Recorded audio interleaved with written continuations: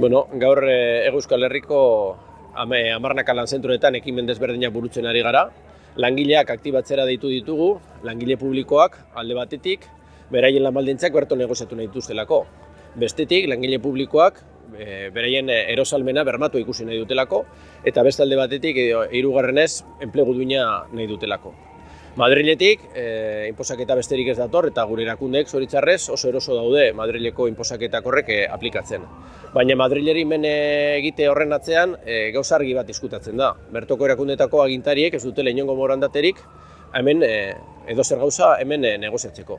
Eusko Jaurlaritzak edo Nafar Gobernuak, Foru Aldundiek, udaletxeek eta beste erakundek ez dute zer hemen negoziatu nahi eta nahi dutena da inposatu.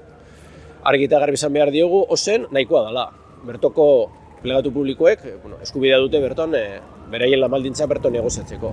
Negoziatzearena azkenean lortzeko enplegua hobetzearena, negoziatzearena erosalmena bermatzeko, negoziatzearena enplegua gonkortzeko, negoziatzearena murrizketarik egoz ez daitezen, negoziatzearena privatizaziorik ez daitezen eta negoziatzearena zerbitzu indartzeko.